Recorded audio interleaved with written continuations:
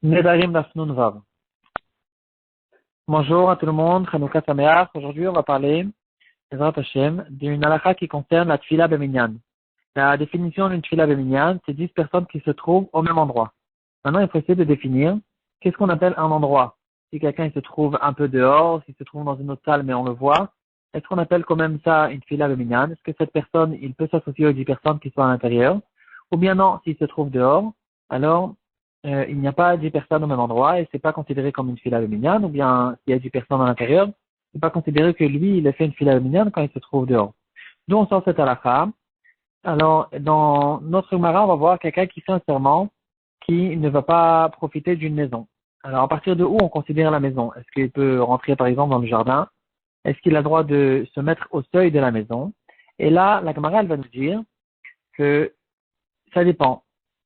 Dans le seuil lui-même, il faut faire la différence entre le seuil intérieur et le seuil extérieur. C'est-à-dire, si quand on va fermer la porte, cette personne va se retrouver dehors, alors c'est pas considéré encore qu'il est rentré dans la maison, et il a le droit de se mettre à cet endroit-là, malgré qu'il ne peut pas profiter de la maison. Si, par contre, quand on va fermer la porte, alors cette personne se trouve à l'intérieur de la maison, alors cet endroit intérieur du seuil est considéré comme une partie de la maison, et dans ce cas-là, il n'aura pas le droit de le faire, dans un cas, il ne peut pas profiter de la maison. Pour essayer de s'imaginer un peu la scène, on parle bien sûr, apparemment, on parle des maisons à l'époque où les murs ils étaient extrêmement épais.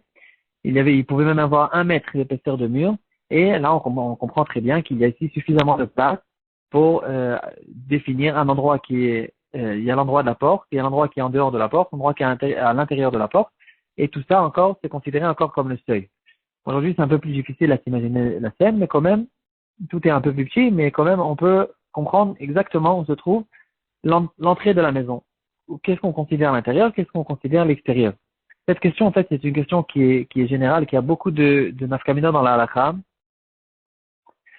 Ça peut être une question, par exemple, quelqu'un qui rentre dans une maison qui a la tarat, bait amenuga. Quand il va rentrer dans la maison, il va rester un certain moment, il va devenir lui-même tamé. Et la question se pose aussi, à partir de quel endroit on considère qu'il est rentré dans la maison? Est-ce que même quand il se met dans le seuil de la maison, c'est considéré qu'il est rentré? Et la réponse sera apparemment la même que celle qu'on vient de voir. Même question à propos de Ir Amiklat. Il y a les villes de refuge, quelqu'un qui a tué Beshogeg, il va se réfugier dans ces villes-là. Quel est le dîme quand il se trouve dans l'épaisseur de la muraille?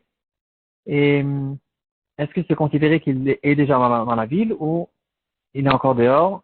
Et il y aura bien sûr une différence s'il est à l'intérieur ou à l'extérieur à propos du dîme que si le proche de celui qui est niftar, il va le tuer, il peut le faire qu'à l'extérieur ou pas à l'intérieur. La même question à propos des corbanotes qu'on peut manger dans toute la ville de Yerushalayim.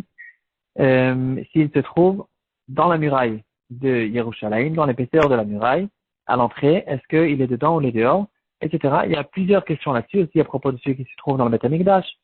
Si par exemple il est tamé, il ne peut pas rentrer, etc. On reprend maintenant le cas qu'on a vu, parce que c'est à la Khalematé, à propos de Tfila Beminyan. Donc la définition simple de Tfila Beminyan, c'est 10 personnes qui se trouvent au même endroit. Et là, on aura besoin de définir qu'est-ce qu'on appelle un endroit.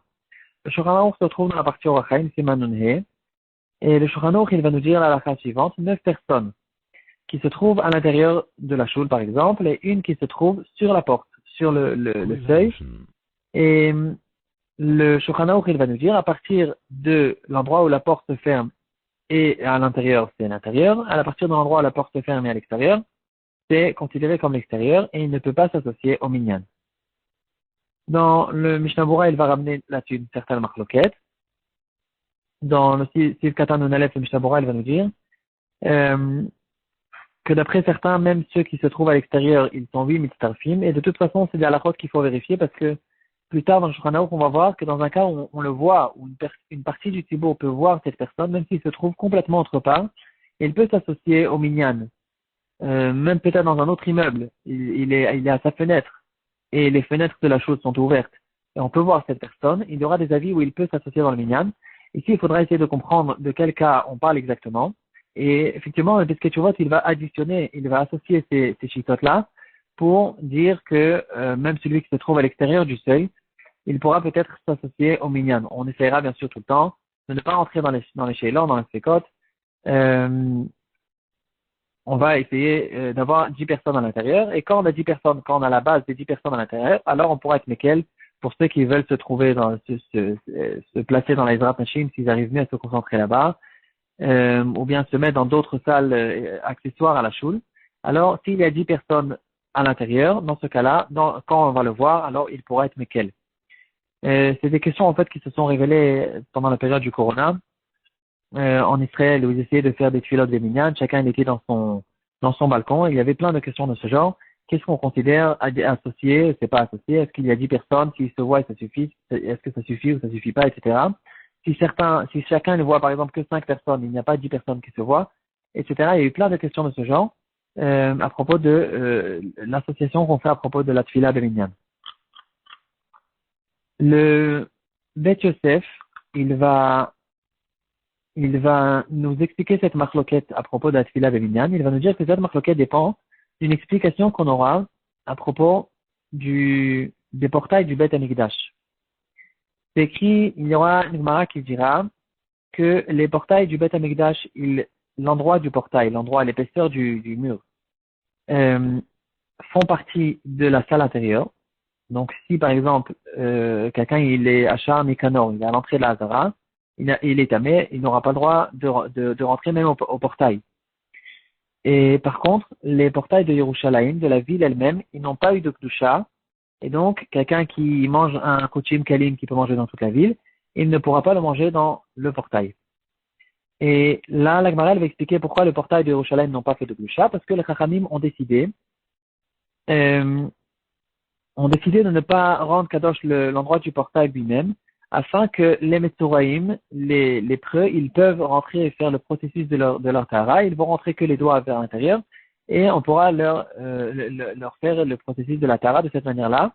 Et c'est à cause de ça que les Chachamim ont décidé de ne pas rendre Tahor l'épaisseur du portail, le seuil de la ville, de la muraille. Donc on voit ici apparemment, on voit clairement que si ce n'était pas pour cette raison, la halakha simple et normale reste comme la halakha des portails du Beth Amikdash et pas de la muraille de la ville. Et normalement, le portail, le seuil est considéré comme l'intérieur et pas comme l'extérieur. Donc ça, c'est ceux qui pensent que le seuil est considéré comme l'intérieur aussi à propos de Tfila de Minyan. Ceux qui sont relèques là-dessus, ils vont apprendre ça pas à propos de la Kedusha de Yerushalayim et du Beth Amikdash, ils vont apprendre ça à propos d'une autre halakha qui n'a aucun rapport, de Korban Pesach. Le Korban Pesach aussi doit se faire avec une association d'un groupe qui ont été désignés avant que le Korban ne soit shrité. Et ils doivent tous manger au même endroit. Ils n'ont pas le droit de manger dans deux maisons. C'est un pasuk mefourash. Et donc ils n'auront pas le droit de sortir tant qu'ils n'ont pas fini de manger le Korban Pesach. Et là aussi, on peut se poser la même question. Qu'est-ce qu'on appelle sortir? Est-ce que si quelqu'un qui se trouve dans le seuil, parce que le salon il est plein, est-ce qu'il est considéré comme dedans, comme dehors? Et ici, on voit que c'est quelqu'un qui est dans le seuil. Il se trouve comme quelqu'un qui est dehors. Il faut faire attention qu'il soit vraiment dans la salle. Et donc, ceux qui pensent que, à propos de Tfila Minyan, le seuil n'est pas bon, ils apprennent ça de Korban Pessah. Et puis, ceux qui pensent que c'est bon, ils apprennent ça de la Kedusha des murailles, des portails du Beth Amikdash.